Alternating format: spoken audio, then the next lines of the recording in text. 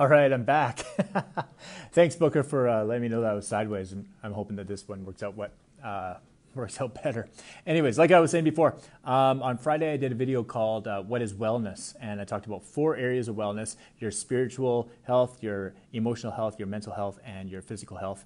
SEMP health is what I call it. And I said in that video that I'd come back on and let you guys know that, or talk about purpose. So here's a pop quiz. What is the best-selling book of all time? Anybody answer that? Hey, Todd, good to see you, man. Can anybody answer that? What is the best-selling book of all time? Come on, somebody's got to know it. Best-selling, say, English book of all time. Probably beyond English, but somebody's got to know. The best-selling book of all time. It's all right. I could wait all day. Now, there we go. Thanks, Todd. It's the Bible. And okay, so this one's a little bit more difficult. What's the second best-selling book, English book of all time? Anybody know that? Anybody know that? Christopher's out there. Todd's out there. Somebody else is out there. Oh, Rodney. Good to see you, Rodney. Haven't seen you in a long time. Christopher said the Bible. That is the best-selling book of all time. The second best-selling book of all time, English-speaking book, is actually called The Purpose-Driven Life. It's by Rick Warren, and it's a self-help, they call it, kind of book, manual. Think and Grow Rich, that's up there. It's definitely up there, but that's not the one. It's The Purpose-Driven Life by Rick Warren, who's a pastor at Saddleback Community Church in somewhere in California. San Diego, I want to say? Don't know for sure. Anyways, but purpose, because people want to know what purpose is all about, and that's what I'm here to talk to you about today. So another question for you. What would you do if money and health was not a factor? Answer in the comments if you're watching now, or if you're watching in replay, answer in the comments. I'd love to hear what you would do with your life, or with your time, or with your energy, or with whatever, if health and money was not a factor. Todd says he'd Think and Grow Rich. No, that's that's his answer from the last question, but that would be a good answer too. What would you do if money and health was not a factor? And this is a really good key question in determining sort of what your purpose is, or what your passion is. Most of us don't do what we want to do, or what we were made, designed, and created to do. In fact, for most of us, even considering what we want in life seems a bit selfish, or greedy, or self-indulgent. You ever find that?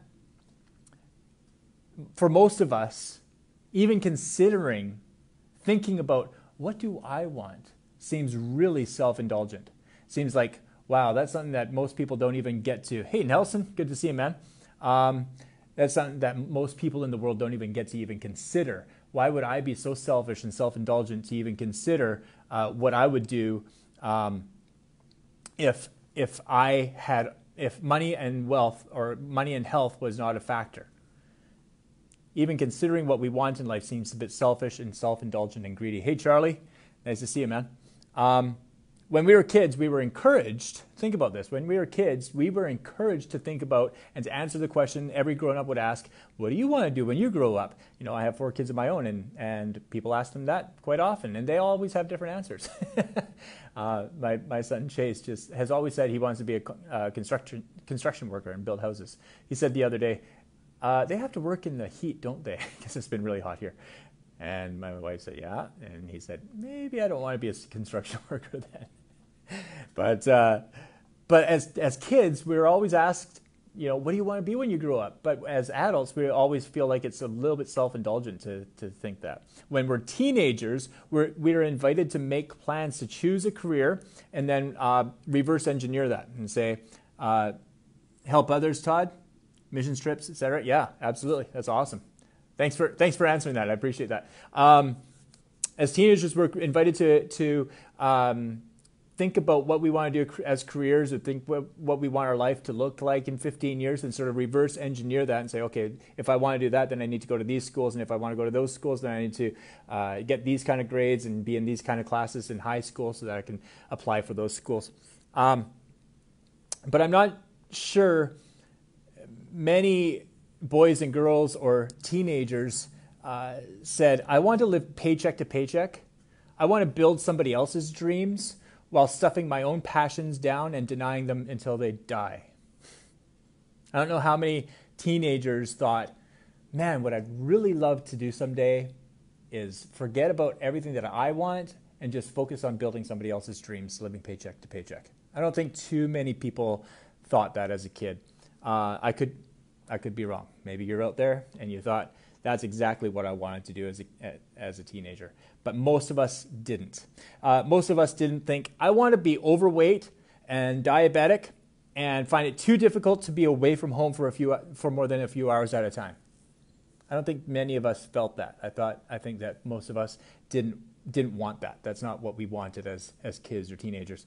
I don't think too many of us thought, I want to watch my paychecks evaporate into healthcare costs. I don't think too many of us thought that, you know. At some point, though, between being a kid with all these thoughts and dreams and aspirations of what we want to do when we grow up, and now as grown-ups, reality set in, right? And that's what we always hear. Booker says, "Hey, I found you again. You're not sideways." Thank you for your tip, Booker. I appreciate that. Otherwise, I would have done this whole video with being sideways, and then I would have posted it, and people would have been ticked off. So anyways, that's great. Thanks, Booker. But at some point, reality set in. And I say that in quote marks because actually reality is far bigger than we often make it, right?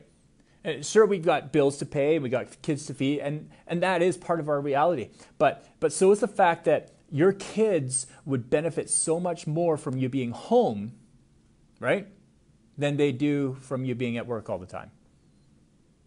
They would benefit from having their dad more present in their lives than being at work all the time. We should let that reality set in, right? I mean, we say, oh, I used to dream, but now I live in reality and I have to work all the time. Well, okay. There's a reality that you need to take care of your kids, but there's also a reality that you take care of your kids much better if you're present. So let that reality set in. People are told all the time that the reality of their situation, people are told all the time that in their particular situation they have 3 to 6 months to live. That's their reality, right? But then they beat the odds and they fully recover and they live to tell about it 3 or 6 or 12 years later, healthier than ever. That's their reality. Let that reality set in. It seems that we have this sort of negative view of reality, this pessimistic, cynical view of reality. And it says, oh, reality is all this bad stuff that happens. Reality is the stuff that takes away your dreams. Reality is the stuff that takes away who you were when you were a kid. But there's another reality, and reality is bigger than what we make it. Reality is, yeah, you got to provide for your kids, but reality is also that your kids benefit from you being home. Reality is maybe you have 3 to 6 months to live, but reality is also, well, you could beat the odds and live for another 15 years and be healthier than ever. There's more to reality than we usually give credit for. The point is that we often use the word reality to explain why we've settled for a life far below the purpose for which we're alive. The reality is that we've settled, that we've used reality as an excuse to settle for a life far below the purpose for which we are alive. So what's your purpose? What is your purpose? Well, that's a pretty personal question, but like all personal questions, it involves some context, right? If I said, where do you live? Well, you could say, well, I live in a house.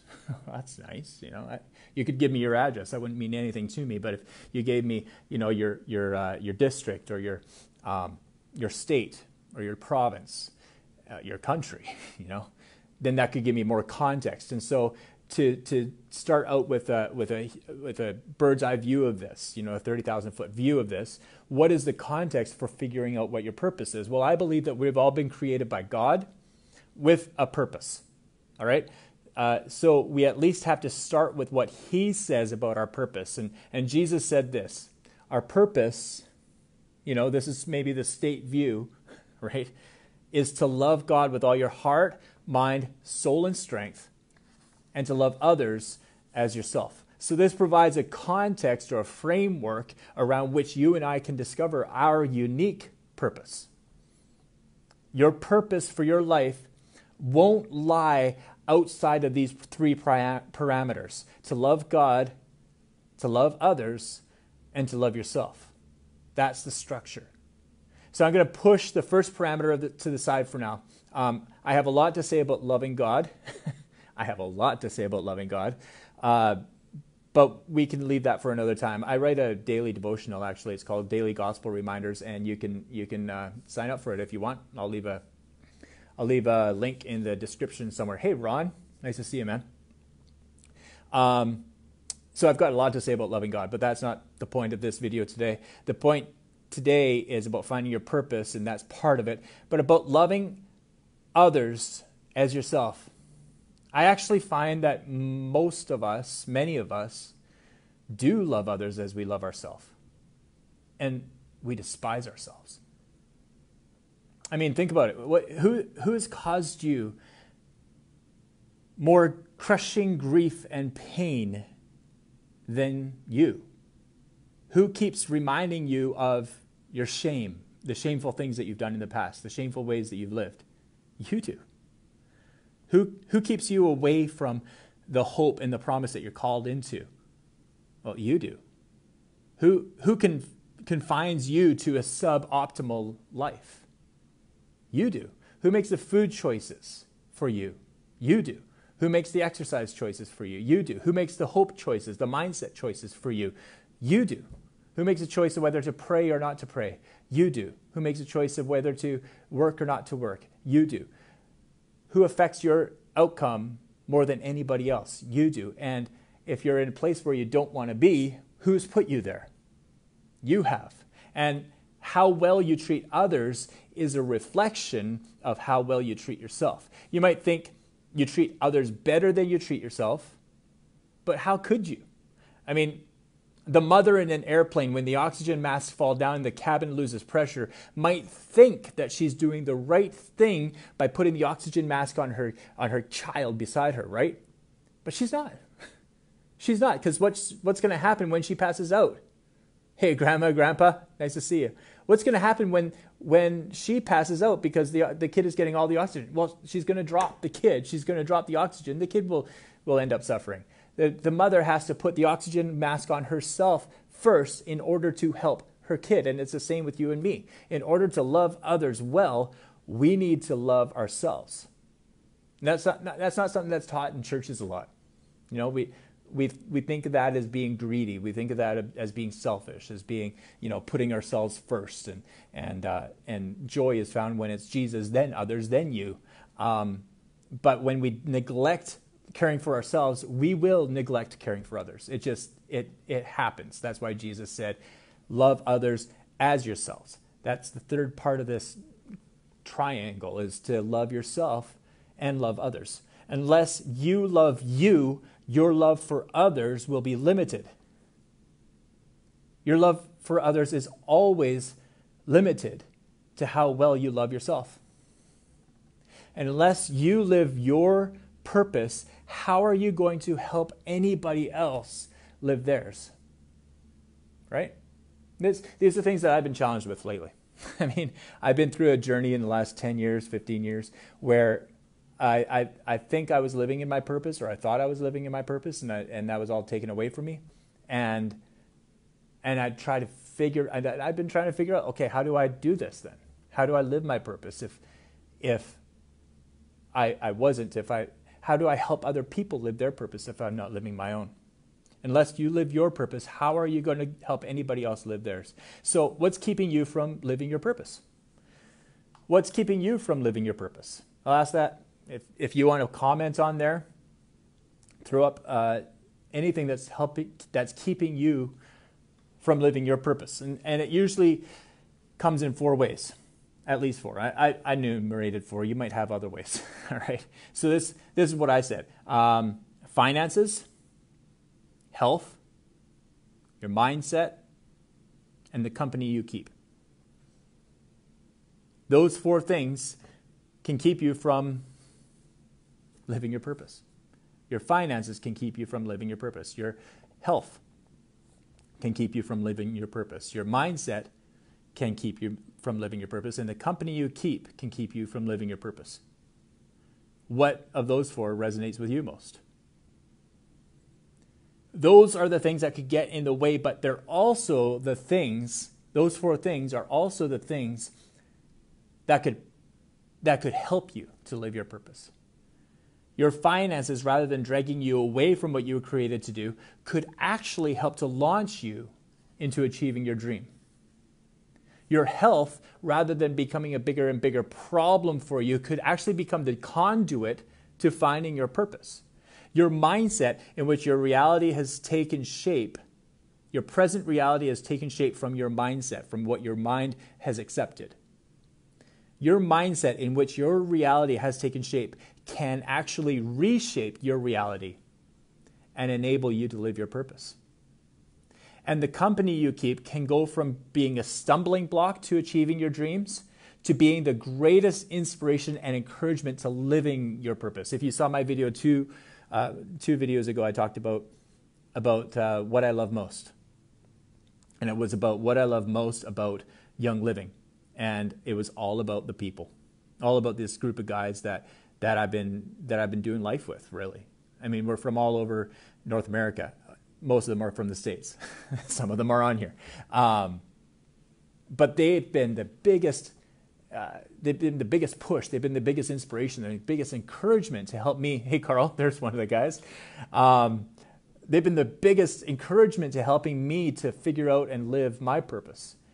And the company you keep can go from being a stumbling block to achieving your purpose, where guys are like, no, man, I don't think so. Or, people are like crabs, right? Trying to pull each other down from the basket. They could go from that to becoming, hey, Brian, nice to see you, man. To becoming the biggest conduit, the biggest blessing, the biggest encouragement, the biggest boost, rocket booster to achieving your purpose, depending on the company that you keep. So we have found, I'm talking about me and Tara Lynn, we found that through Young Living, our finances are becoming more capable of freeing us rather than burdening us. Our health is becoming another success story. Our mindset is rapidly changing our reality. And the company we keep is among the most amazing and helpful and loving and loyal and others-centered people we've ever met.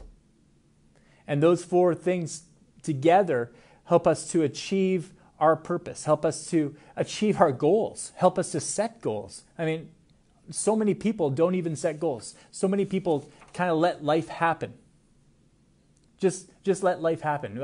I guess, that job's available, so I guess I'll take that. Or that, woman's available, I guess I'll marry her. Or that, I guess I'll do this when I do that. And I guess I'll go there for a vacation because I can't afford to do anything else. Or I guess, we let life happen to us. But when we make goals and we have a company of people that help us make goals, and I'm not talking about company in a business sense, I'm talking about the people around us that help us make goals, and we have the finances to achieve those goals, and we have the health to achieve those goals, then we can achieve those goals and live our purpose. Young Living is helping us to achieve our purpose. It's what it does. It's a hallmark, and it's been and continues to be our experience. I mean, are we exactly where we want to be right now? No. But we're continuing to set goals and to achieve goals that bring us along to achieving our purpose in life. I mean, I don't think that we'll ever sit back and go, yep, done. I hope not. I think that part of our purpose is continuing to achieve our purpose. I think that's kind of part of it. But either you are on that road, you're on that trajectory, or you're just letting life happen by accident. Young Living is a great journey. It's about wellness, which I talked about last video, purpose, and abundance, which I'll talk about next video.